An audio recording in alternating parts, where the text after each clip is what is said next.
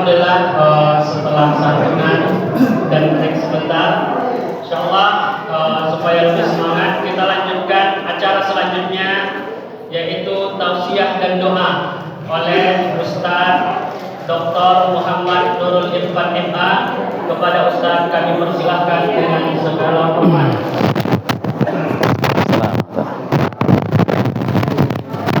Pakai itu boleh? Oke, ini boleh juga. Lebih. Lebih bagus. Assalamualaikum warahmatullahi wabarakatuh.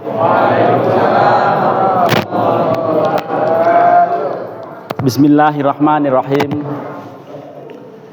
Alhamdulillahirabbil alamin. Allahumma salli wa sallim wa barik ala sayyidina Muhammadin wa ala alihi wa ashabihi ajma'in. Amma ba'du, faqad qala Allahu ta'ala fi kitabihil karim wa huwa asdaqul qailin. A'udzu billahi minasyaitonir rajim. Bismillahirrahmanirrahim. Ya ayyuhalladzina amanu dkhulu fis-silmi kaffatan wa la tattabi'u khutuwatis syaiton innahu lakum aduwwum mubin. Wa qala Rasulullah sallallahu alaihi wasallam ana wa kafilul yatimi fil jannah kahataini. Shadaqallahul azim wa shadaqa rasuluhun nabiyul habibul karim wa nahnu ala dzalika minasyahidin wasyakirin walhamdulillahi rabbil alamin. Yang kami hormati segenap pengurus Masjid Al-Fajar, wabil khusus Ketua DKM. Ketua DKM-nya siapa ya? Alhamdulillah telah membantu saya sebagai kru. Karena biasanya saya ada tim, tapi timnya ini karena hari libur, santri-santri saya hanya santri mahasiswa yang sudah agak sulit diatur. Namanya mahasiswa kan sudah mau bebas gitu ya. Sehingga waktu minggu, ahad kayak begini sudah pada kemana-mana sesuai dengan rencananya. Juga dari Basnas Tangerang Selatan ya. Mohon izin perkenalkan, nama saya Muhammad Nurul Irfan. Sehari-hari sebagai dosen Fakultas Syariah dan Hukum UIN Syarif Hidayatullah Jakarta, juga sebagai anggota Komisi Fatwa MUI Pusat, juga pernah nyalon menjadi anggota BWI sampai wawancara kalah sama yang senior. Karena saya gagal ikut menjadi anggota BWI, langsung saya menyatakan hijrah sesuai temanya ini, masuk Jatman. Jatman itu Jam'iyah li ahli thariqah al-mu'tabarah an-nahdiyah. Saya orang NU, masuk thariqat. Ternyata lebih gampang masuk thariqat daripada masuk anggota BWI yang ngurusin duit. Dan memang setiap ada duit ada undang-undangnya. Undang-undang haji, undang-undang zakat, tapi nggak pernah ada undang-undang sholat karena nggak ada duitnya. Undang-undang puasa juga nggak ada.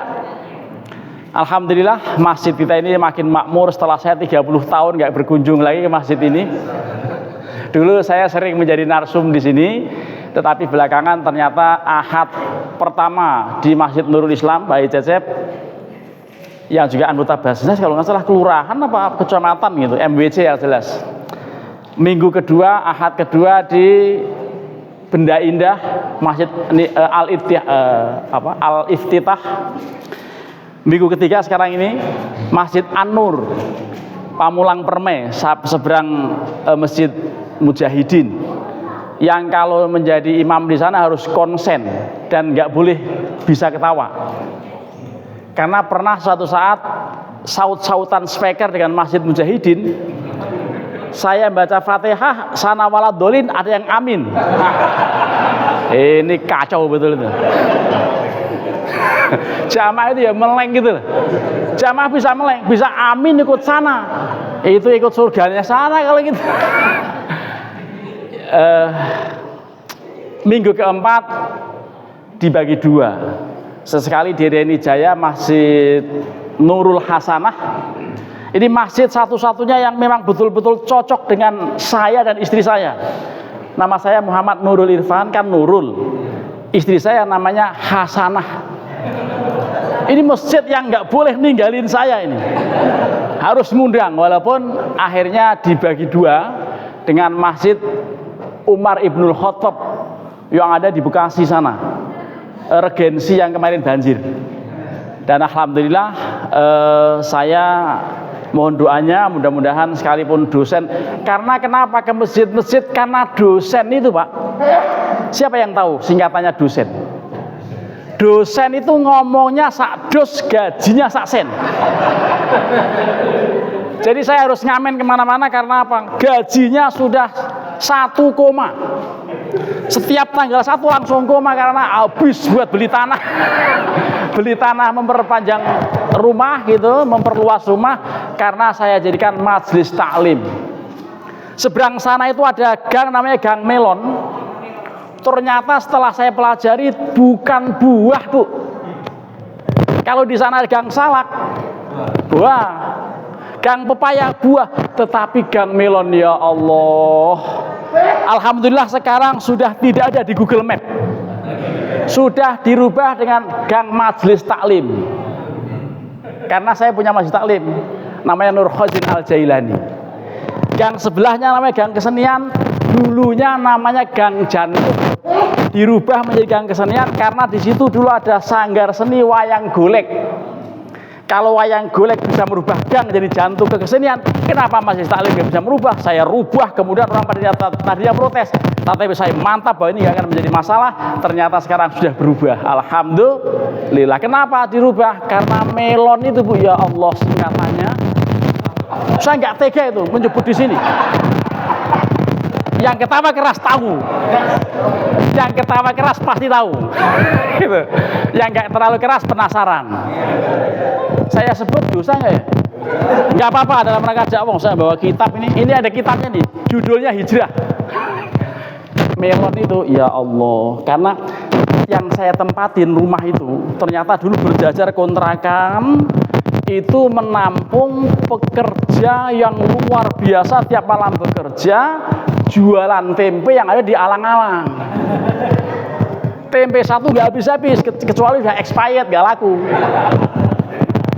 Sehingga melon itu singkatannya, ya Allah, jelek banget. Nah, begitu jelek, rubah saja lah. Nah, nanti Jabri saya. Ketua DKM yang punya nomor saya, Jabri saya. Arti melon. Nah, jangan saya nggak tega bener-bener dah. Ya, waduh. Setelah pengajian ya. Setelah pengajian boleh curhat berempat atau 4 mata atau 6 mata boleh lah. Tapi kalau di ruang begini, apalagi di shooting, ya Allah, itu nggak elok gitu ya. Bapak dan Ibu, tadi saya begitu turun mobil, MC-nya kayaknya baru latihan ya. Maksudnya apa? Kepala lurah. Nah, kepala lurah itu istilah apa ya? Nggak ada kepala lurah. Yang ada ya lurah, kan gitu. Kalau di kampung namanya kades, kepala desa. Kakak ipar saya itu menjadi kepala desa sampai udah dari mulai rambutnya hitam putih semua masih kepala desa, dan akhirnya pensiun, akhirnya betul-betul konsen jadi kiai gitu. Jadi kepala desa itu di sana, tapi di sini kepala lurah ya. Biarin ini supaya zuhur nggak selesai. Jadi maksudnya pas zuhur baru selesai ceramah ini. Lah, sudah di transfer nggak enak saya. Nggak enak banget saya. Kalau ngomongnya sebentar kan, ngomongnya lama walaupun nggak tahu isinya atau apa. Saya di mana-mana biasanya ngisi pengajian, duduk lalu bawa kitab. Nah, karenanya kalau ada orang kok ngundang ceramah, itu salah alamat. Sehingga kalau saya harus serius ini pasti pada ngantuk, tapi ceramah saya mungkin ada sedikit ya canda-candanya. Halo tim hadroh. Tim hadroh.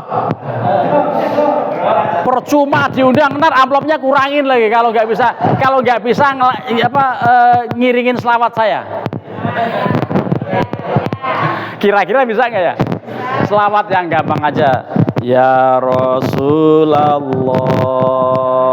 salamun alik ya Rafi'a. Oh, ngantuk kali ya. Lagi pada makan, biarin. Nanti suatu saat akan saya dadak, sekarang batalin dulu. Biar bingung nanti selamat apa lagi. Udah siap? Ya Rasulullah, salamun alik ya Rafi'a sya'ni wa daraji atfatan ya jiratal alami ya uhailal judi wal karami ya uhailal judi wal karami lamun palastra ing pungkasane ora kesasar. Alah, kesasar musiknya sama omongannya ini masalahnya. Sudah gitu. Ini masalahnya Pak, nggak latihan. Nah, kalau latihan jangan tanya pasti bagus. Oh, ini seragamnya udah bagus. Ya, kalau seragamnya bagus, selawatnya pasti bagus. Cuman yang ini syair Gus Dur ini tanpa waton yang ujung itu luar biasa kalau kemudian kita renungi. Apa artinya? Lamun palastro. Jika memang kemudian harus sowan ke hadapan Allah, palastro itu meninggal. Ing pungkasane, di ujungnya orang harus meninggal, ora kesasar roh lan sukmane. Rohnya atau sukmanya tidak bakal tersesat. Jadi ora kesasar roh lan sukmane, bahkan den gadang Allah swarga manggone karena Allah berfirman ya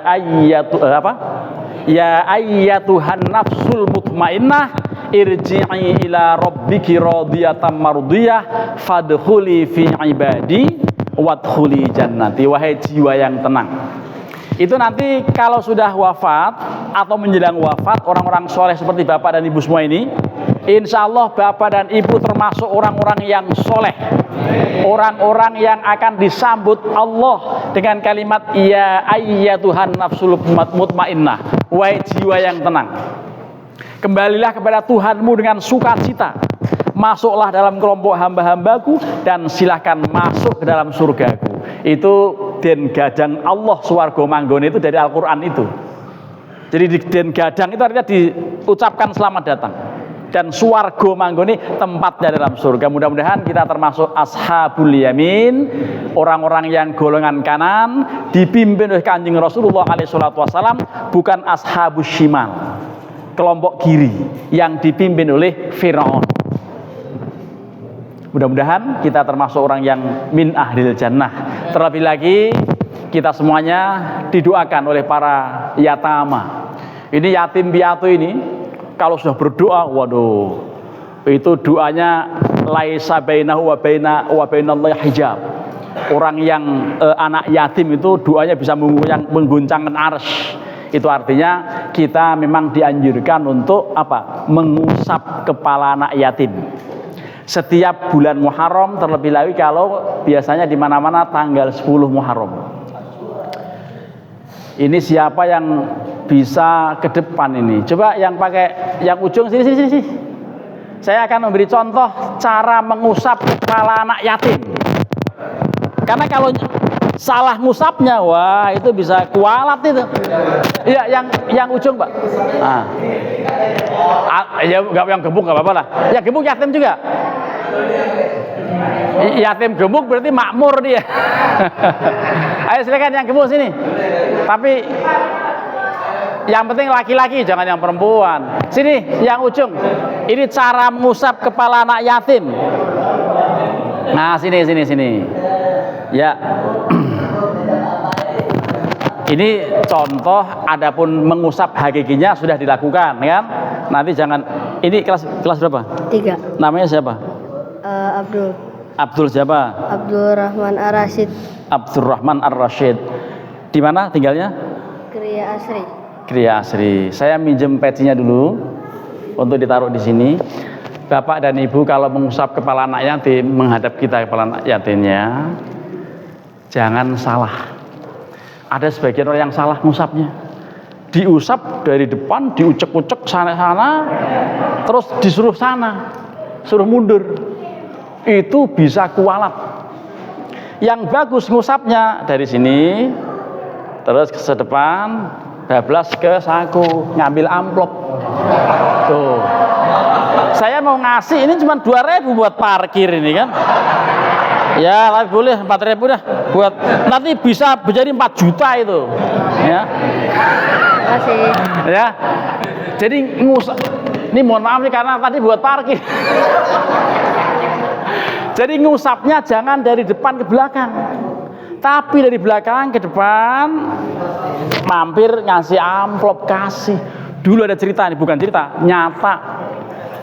Ada orang melakukan santunan anak yatim, dipampang di panggung, berjajar semuanya, dikasih amplop, terus pada turun kosong, dikasih amplop kosong. Kenapa? Karena sudah saatnya MC memanggil anak yatim, donaturnya belum datang. Masya Allah. Lah, jadi ya koordinasi gitu. Nggak ada koordinasi, donatur belum datang, amplop sudah prosesnya harus dijalankan dan akhirnya apa? Dilalah. Ini dilalah itu nggak ada bahasa Indonesianya, Pak. Nggak ada. Dilalah itu ya 2 hari dari peristiwa itu kepala atau ketua panitianya yang dilalahnya ini anaknya mengalami kecelakaan dan dahsyat. Sampai kemudian harus diganti bola matanya dan seterusnya lah. Pokoknya ini bagian dari ujian atau tepatnya kalau dihubung-hubungkan itu kan ada otak-atik gatruk. Ya, ada saling hubungan sebab akibat. Lah, itu kan anak-anak yatim yang dikasih amplop kosong. Wong saya dengar sampai hari 3 hari setelah itu masih juga belum dikasih. Karena apa? Karena sudah kadung ada acara tapi donatur nggak jadi datang kan kacau. Lah ini mudah-mudahan di masjid ini pasti nggak akan terjadi ya. Kalau terjadi malu lah. Nah sekarang anak yatim. Masjid saya itu ketua DKM-nya kebingungan. Kenapa? Karena kalau anak yatim itu adalah anak yang tidak ada bapaknya. Ternyata karena bapaknya dapat emak baru. Lah apa itu anak yatim? Padahal sudah dikatakan sama Hajah Aisyah Jamil. Ayo kalau bisa diikuti tuh. Jangan sedih yatim piatu, tiada ayah tiada beribu. Jangan sedih yatim. Ini yang sepuh-sepuh tahu pasti kan ya? Iya, yang sepuh-sepuh tahu. Kalau yang muda, saya kan termasuk sepuh. Jangan sedih yatim piatu, tiada ayah tiada beribu.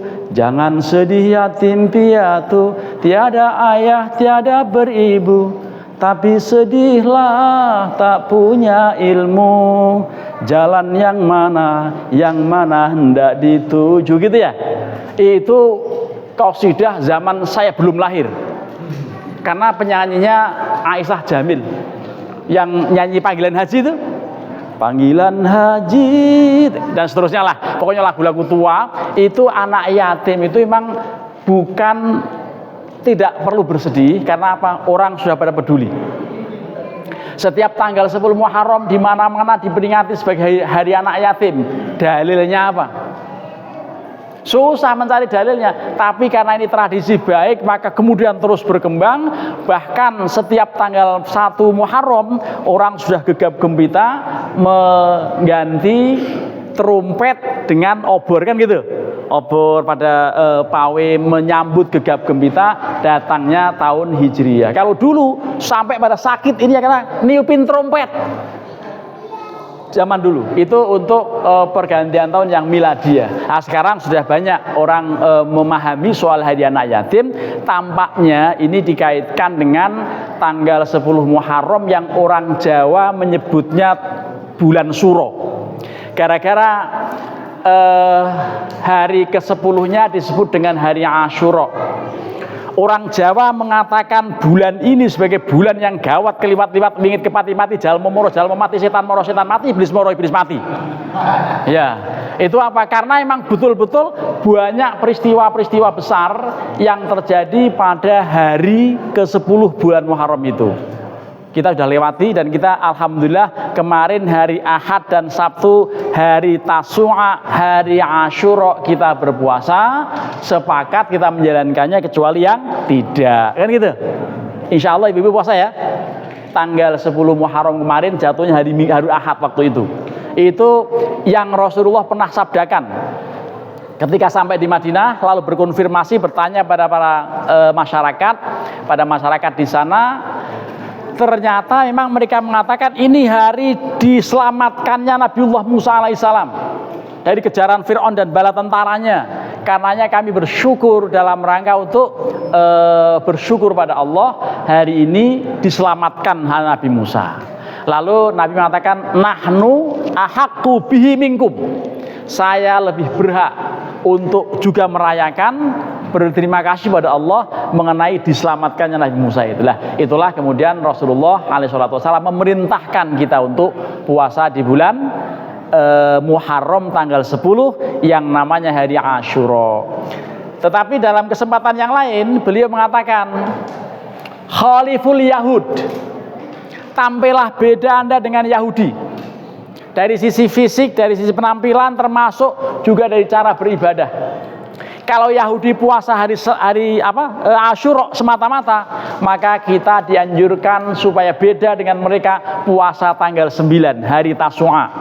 Kalau hari Tasu'a sudah lewat karena mungkin lupa, mungkin nggak ingat gitu ya, maka 10 dan juga 11. Yang bagus mulai dari 9, 10 dan 11. Itu sangat bagus lah. Kemarin berurutan tuh, hari Sabtunya hari Tasu'a, Ahadnya hari Asyura, lalu yang Senin kan Senin puasa sunnah.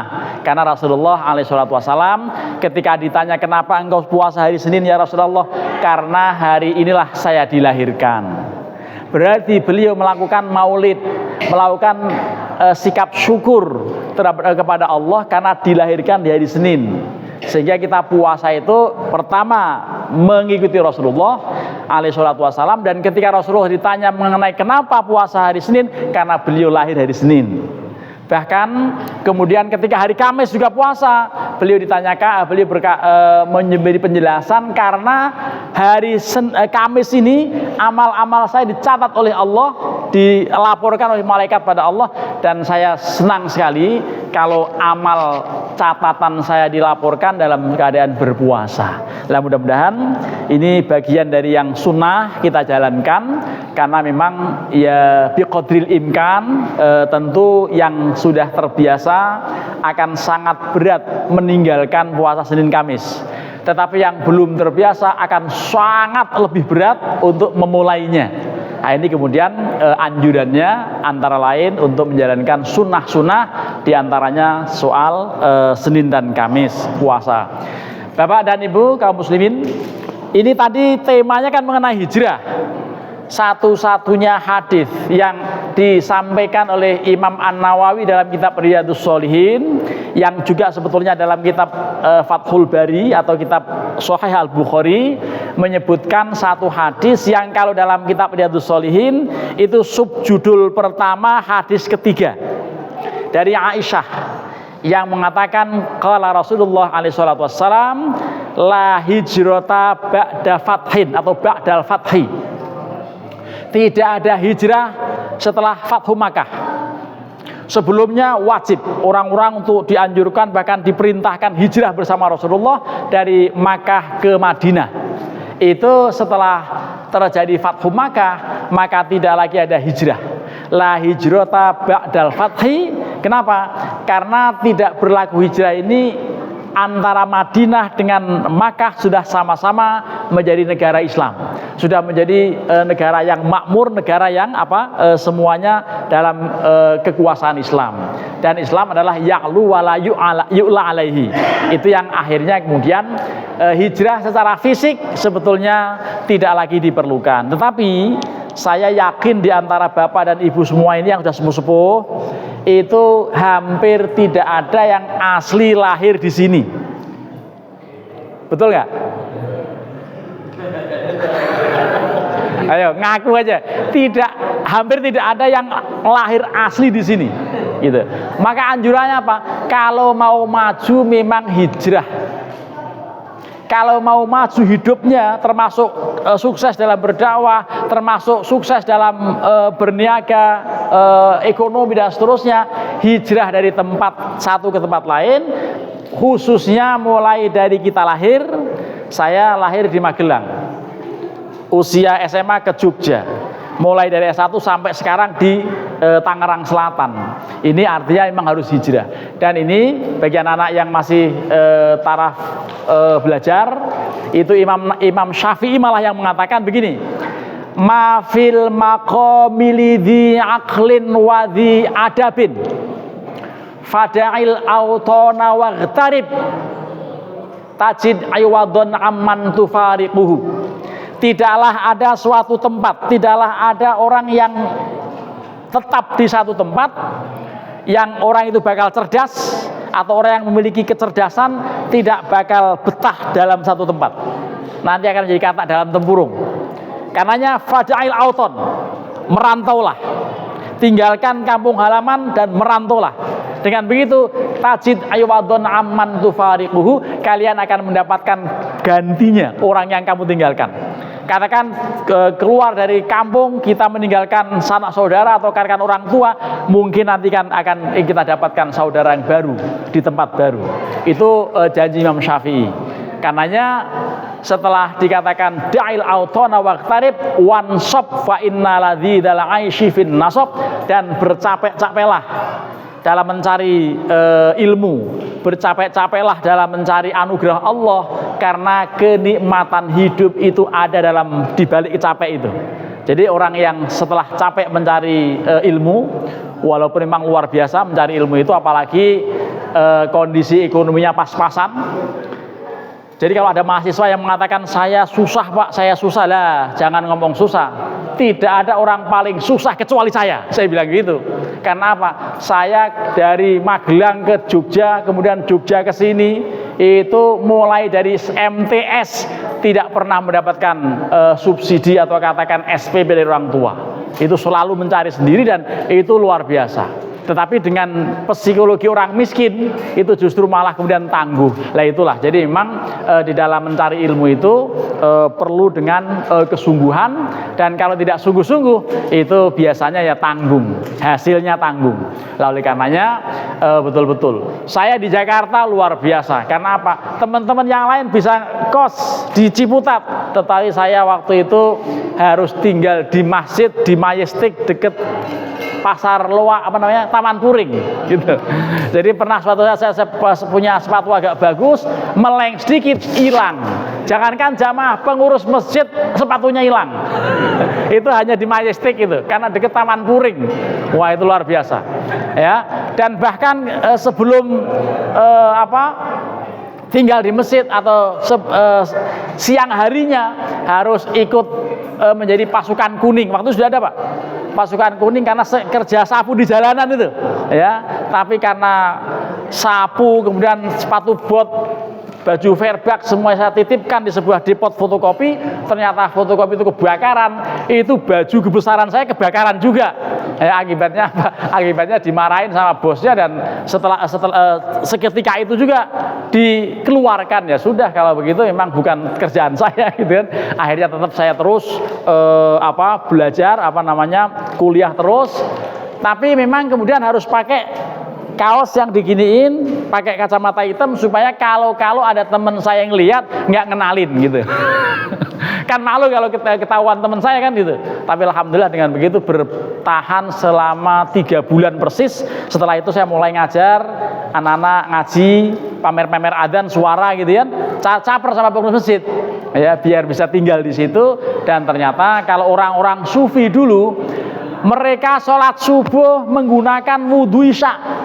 Karena apa? Bisa menahan dan beribadah di malam hari. Bahkan banyak orang sufi yang mengatakan tidak ada yang menyedihkan di dunia ini kecuali terdengarnya adzan subuh.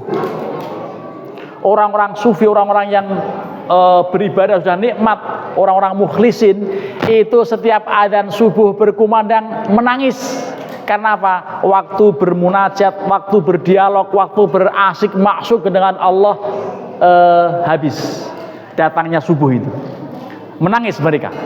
Saya pernah menjadi orang yang menangis ketika adzan subuh. Karena apa? Tempatnya buat sholat gak bisa tidur lagi.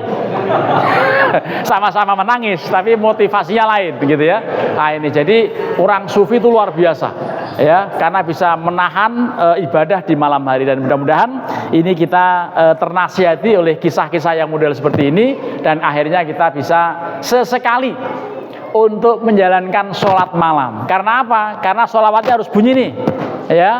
Tombo ati, mestinya bisa nih, diketimpringin bisa ini mestinya. Tombo ati iku lima perkarane engkang gampang sekali nih. Saya kalau ada terbang saya pukulin sini. Walaupun saya nggak tahu intonasinya gitu ya. Tombo ati iku lima perkarane ingkang dingin maca Quran sak maknane kapindhone salat wengi sira lakoni kaping 3 zikir wengi ingkang suwe. Memang perlunya latihan di sini. Jadi ini nasihat Rasulullah, nasihat para ulama. Untuk apa? Untuk mengobati hati yang sakit. Orang yang punya penyakit hati itu mesti ingat ada 5 obatnya. 1, sholat, membaca Quran dan maknanya. Maca Quran lan maknane, artinya tahu. Membaca arti kan banyak. Yang kedua, sholat wengi sira lakoni. Jangan sampai tidur malam dari jam 8 sampai jam 8 pagi. Ya, itu ada sholat malam yang namanya tahajud. Ya, atau sholat malam apapun, ada sholat istikharah, ada sholat tobat, ada sholat witir, dan yang semua sholat malam itu namanya tahajud. Ada juga yang mengkhususkan sholat tahajud, ya sholat tahajud begitu. Itu yang kedua begitu, obat hati itu. Dan ini memang sebaiknya dijalankan juga, ya, bagi orang yang sudah akan mendaki jalan Allah. Mendaki jalan menuju Allah, untuk sesekali, kalaupun nggak tiap hari, menjalankan sholat tahajud. Karena apa? Karena memang sholat tahajud sholat yang teramat berat. Jadi sholat sunnah yang ranking pertama setelah fardu adalah sholat malam, sholat tahajud. Dan Imam Ghazali mengatakan untuk bisa sholat tahajud di malam hari, seyogianya ada qailulah, ada tidur sejenak di waktu siang. Dan ini memungkinkan bagi yang sudah pensiun, ya, atau bagi yang belum pensiun tapi hari Minggu atau di Ahad gitu. Jadi kalau ada orang yang siang tidur, malam gak tahajud, itu sama dengan orang yang sahur kenyang, pagi-pagi makan juga gitu. Jadi begitu. Memang sahurnya sholat tahajud, siang hari ada qailulah. Qailulah itu tidur sejenak di siang hari, apakah sebelum zuhur, apakah setelah zuhur. Tapi kalau pas zuhur menjelang zuhur, jangan tidur. Karena apa? Karena makruh. Bahkan nanti bisa haram kalau misalnya jam 12 kurang seperempat tidur, bangun-bangun jam 4:30. Itu hilang zuhurnya, bisa qadha asar di waktu asar. Ini bagian dari yang perlu diperhatikan dalam soal sholat malam dan seterusnya. Ini nanti banyak obat hati sesuai yang dinyanyikan wali kan itu dalam berbagai hadis memang disebutkan seperti itu. Bapak dan Ibu saudara sekalian, terkait dengan soal hijrah, sebetulnya kalau sekarang ini tidak selalu hijrah dari tempat, tetapi kita maklum betul bahwa kita ini semuanya hijrah dari kampung halaman masing-masing. Tetapi tidak selamanya harus itu. Untuk sekarang yang sudah netap di rumahnya masing-masing, hijrah yang konkret adalah hijrah itu artinya meninggalkan selain pindah. Itu sampai ada kalimat tuh dalam ini, ada selamatnya juga itu. Kalimatnya apa? Da'uni unaji habibi wala tahjuruni fahajri haram. Wala tahjuruni, jangan kalian tinggalkan aku. Jadi da'uni, biarkan sekalian jangan ganggu saya. Jadi da'u itu perintah. Da'u, tinggalkan olehmu ni dengan saya. Tinggalkan apa? Unaji, saya sedang munajat, saya sedang berdoa pada Allah, saya sedang konsentrasi ibadah, jangan ganggu saya. Unaji habibi, kekasih saya. Jadi sudah menganggap Allah kasihnya, sudah dekat dengan Allah, lantunannya itu. Tapi masalahnya yang suka ketimbringan nggak tahu artinya, ya. Itu da'uni itu artinya apa? Lagi konsentrasi ibadah, tolong jangan diganggu. Lalu wala tahjuruni fahajri haram, jangan kalian tinggalkan, jangan kalian cuekin saya kalau misalnya saya tidak berbuat kebaikan, misalnya saya berbuat kemungkaran, tolong tegur saya. Itu artinya begitu. Lah, tahjuruni itu meninggalkan, hijrah itu meninggalkan. Saat ini hijrah bukan selalu tempat, tetapi meninggalkan dari apa yang diharamkan Allah. Yang diharamkan banyak, dan memang hijrah yang dalam arti ini kemudian menjadi tenar.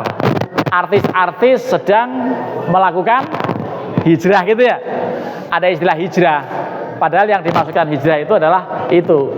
Hijrah yang disebut oleh para artis, oleh public figure mengatakan hijrah, kemudian pakai hijab gitu ya. Itu hijrah yang dimaksudkan sebetulnya apa? Taubat. Meninggalkan tradisi lama untuk menjadi tradisi baru. Meninggalkan kebiasaan yang nggak pernah sholat. Meninggalkan dari yang biasanya sembarangan, ini menjadi hati-hati. Dan seterusnya, itu makna hijrah yang sejatinya itu. Karenanya hijrah bermakna apa? Bermakna sama dengan taat, sama dengan takwa. Itu tentang hijrah yang maknanya yang relevan dengan kondisi saat ini. Kita meninggalkan dari apa yang Allah larang. Dan ini untuk bagian terakhir ini penting terkait dengan maharim Allah yang dilarang oleh Allah. Itu kalau dalam hukum Islam terbagi menjadi 3. Ada yang masuk dalam kelompok hukum kisos, ada yang masuk dalam kelompok hukum hudud, dan ada yang masuk dalam kelompok hukum takzir. Itu berbagai kemaksiatan apa yang harus ditinggalkan oleh kita karena larangan Allah. Itu ada yang masuk dalam 3 kategori ini. Yang kisos 2 macam.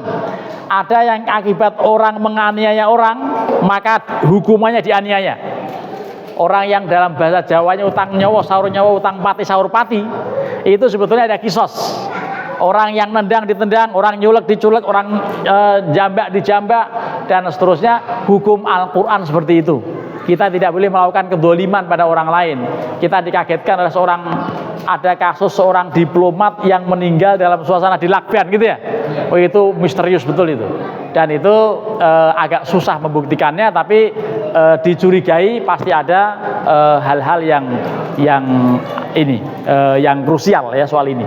Ini membunuh itu juga yang kedua ya. Yang pertama menganiaya, hukumannya dianiaya. Kalau membunuh hukumannya kisos pembunuhan. Itu larangan-larangan Allah yang harus kita tinggalkan. Insya Allah di luar ini nggak ada orang yang biasa menganiaya orang, tidak ada. Apalagi sampai membunuh orang. Oleh karenanya ini harus dihindari.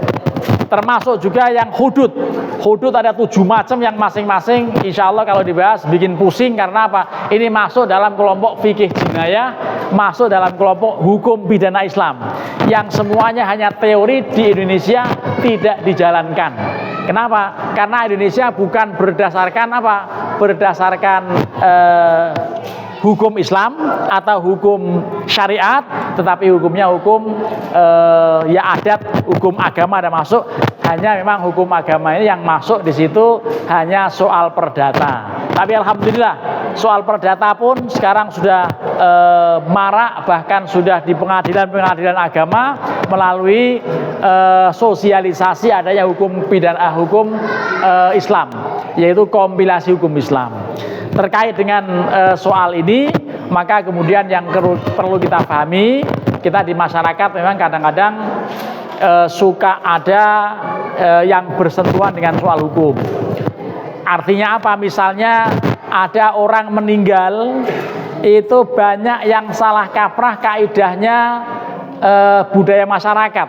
Apa? Mereka mengatakan, selama tanah kuburan masih merah, maka pamali jangan sekali-kali bahas warisan. Padahal warisan bagian dari Allah wasiatkan. Itu pernyataannya oleh Al-Quran dikatakan, a'udzubillahi minasyaitonirrajim, yusikumullahu fi auladikum lidzakari mithlu hadzil unthayain. Allah mewasiatkan kepada kalian untuk membagi warisan kepada keluarga, khususnya anak-anak, jatah anak laki-laki 2 kali lipat jatah anak perempuan, dan seterusnya. Lalu kalau perempuan tunggal jatahnya separuh, kalau lebih dari 2 atau lebih 2/3, ayah, ibu, dan semuanya ada dalam Al-Quran yang kemudian disebut dengan ilmu faraid. Itu masuk dalam hukum perdata kita. Dan yang betul memang begitu ada kematian, sebetulnya itu perlu dibahas, perlu dibagi segera. Supaya apa? Jangan berlarut-larut akhirnya berebut warisan. Kalau berebut warisan itu bikin nangis ahli kubur. Ada lantunan ya, saben malam Jumat ahli kubur mulih nang omah, kan itu ya, kanggo njaluk donga wacan Quran nadyan sak kalimat, lamun ora diwenehi jur bali mrebes mili, bali nang kuburan mangku tangan tetangisan. Ini baca selawat aja dah. Sholli wa salim daiman ala ahmada, Sholli wa salim daiman ala ahmada, wal ali wal ashabi man qad wahada, wal ali wal ashabi man qad wahada. Ini memang harus latihan ya. Bismillah. Mohon maaf saya minum dulu karena saya sudah dinyatakan oleh guru saya boleh memutus puasa yang nasihatnya itu 1 tahun, Mbak, saya puasa itu.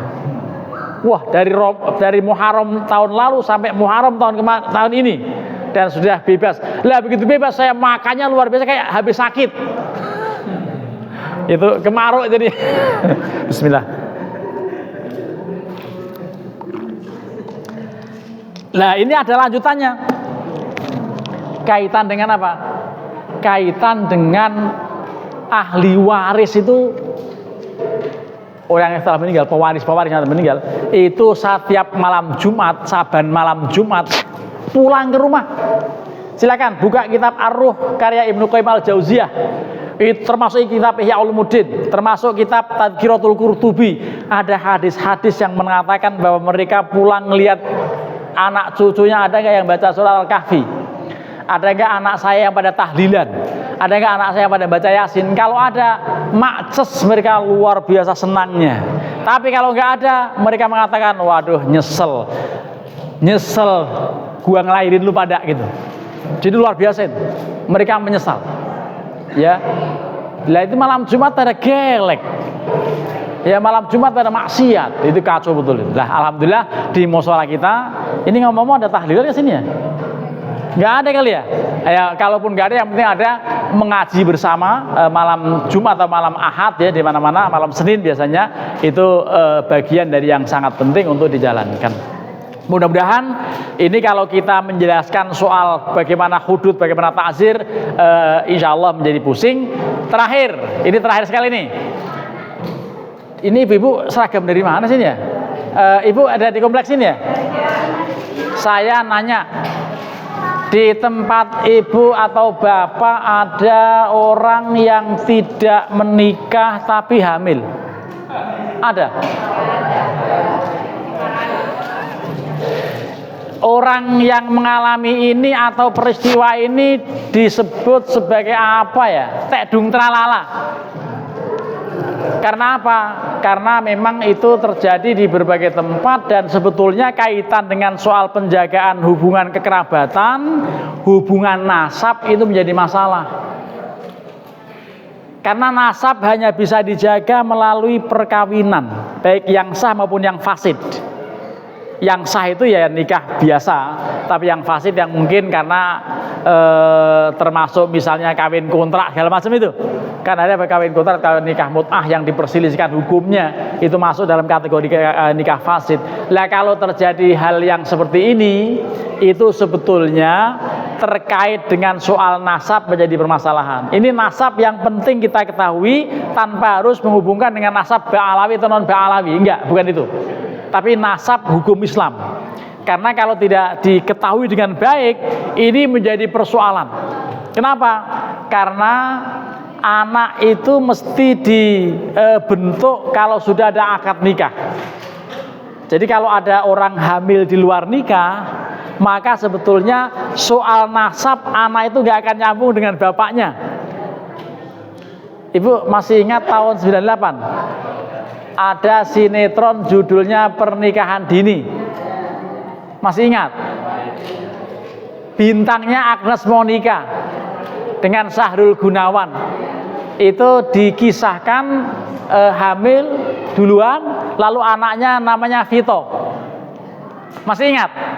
Nah, ini kurang paham sutradaranya. Seandainya paham, jangan diberi nama Vito, tapi beri nama misalnya apa Lela, apa Dian, apa siapalah, perempuan. Supaya masyarakat mengerti cara menikahkan wanita yang lahir akibat hamil duluan ini. Gitu. Jadi seandainya dibikin perempuan, orang menjadi tahu cara menikahkan wanita yang tidak punya wali hakiki, maka perlu ada wali hakim. Dan ini menjadi penting ya karena di mana-mana terjadi kasus yang sama dan caranya nanti bahwa anak ini kalau misalnya jenis kelaminnya perempuan, maka bapak kandungnya, bapak biologisnya sekali mudah menikah dengan sudah dinikahi begitu, itu tidak akan nyambung nasabnya dengan beliau. Karenanya perlu ada wali hakim. Dan ini Rasulullah bersabda, as-sultanu waliyyu man la waliyalaha. Seorang hakim, seorang kepala KUA yang punya tugas untuk itu menjadi wali bagi wanita manapun yang nggak punya wali. Wanita yang nggak punya wali antara lain ini yang lahir akibat LKMD. LKMD singkatan dari apa? Lamar keri meteng dhisik. Ya, jadi ini kalau ada kasus seperti ini maka menjadi persoalan dan kita harus mengerti hukumnya dan insya Allah dengan kajian-kajian hukum Islam di berbagai tempat termasuk sosialisasi kompilasi hukum Islam menjadi penting buat kita semuanya. Terima kasih. Ini kalau harus dipaksa sampai zuhur kehabisan bahan dan juga ibu-ibu tampaknya sudah mulai gelisah gitu. Ini penceramah yang paling tidak enak kalau sudah tidak diperhatikan gitu ya. Nah, oleh karenanya dengan segala kerendahan hati, Pak MC, yang Pak Lurah di mana ya? Bapak Lurah? Oh ya, mohon maaf tadi ada kepala lurah tapi ternyata bukan kepala, pilih ya. Bapak Lurah. Dan ternyata ini lurah Bakti Jaya. Bakti Jaya itu masuknya Depok. Setu Tangsel juga. Oh iya. Tampaknya ada perintah untuk menutup dengan doa dan mari kita akhiri dengan sama-sama membaca suratul Fatihah. Kita mohon pada Allah Subhanahu wa taala Mudah-mudahan di tahun baru tahun 1447 Hijriah kita senantiasa dalam keadaan sehat walafiat dan kita bisa meningkatkan kualitas iman takwa kita pada Allah Subhanahu wa taala. Ala hadhihi niyah wa ala kulli niyatin shalihah wa ila hadratin Nabil Mustafa Rasulillah sallallahu alaihi wasallam. Al-Fatihah. A'udzu billahi minasyaitonir rajim. Bismillahirrahmanirrahim. Alhamdulillahi rabbil alamin. Ar-Rahmanir Rahim. Maliki yaumiddin. Iyyaka na'budu wa iyyaka nasta'in. Ihdinas siratal mustaqim. Siratal ladzina an'amta 'alaihim ghairil maghdubi 'alaihim waladdallin. Amin. Wa'fu anna ya karim wa'fu anna ya rahim. Allahumma inna nas'aluka fahman nabiyyin wa hifdzal mursalin. Lakal hamdu ya Allah ya Rabbana ya Maulana ya Ma'bud. Allahumma salli wa sallim wa barik ala sayyidina Muhammadin fil awwalin wa fil akhirin wa sallim wa radiyallahu tabaraka wa ta'ala an kulli sahabati Rasulillah ijma'in. Hamdas syakirin hamdaz zakirin hamdan yuafi ni'amahu wa yukafi'u mazidah. Ya Rabbana lakal hamdu kama yanbaghi li jalali wajhikal karimi wa 'azimi sultanik. Allahumma ighfir lana dhunubana wa li walidayna warhamhum kama rabbawna shighara. Allahumma inna nas'alukal huda wat tuqa wal 'afafa wal ghina. Allahumma ahsin 'aqibatana fil umuri kulliha wa ajirna min khizyid dunya wa 'adzabil akhirah. Rabbana hab lana min azwajina wa dhurriyyatina qurrata a'yunin waj'alna lil muttaqina imama.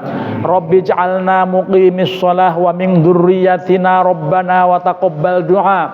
Allahumma ij'al jam'ana hadza jam'an marhuma wa tafarruqana min ba'dihi tafarruqan ma'suma. Allahumma lakal hamdu wa ilaikal mushtaka wa antal musta'an wa la haula wa la quwwata illa billahil aliyyil azim. Rabbana atina min ladunka rahmatan wa hayyi lana min amrina rasyada. Rabbana atina fid dunya hasanah wa fil akhirati hasanatan wa qina adzabannar wa tawaffana ma'al abrar ya aziz ya ghaffar ya rabbal alamin.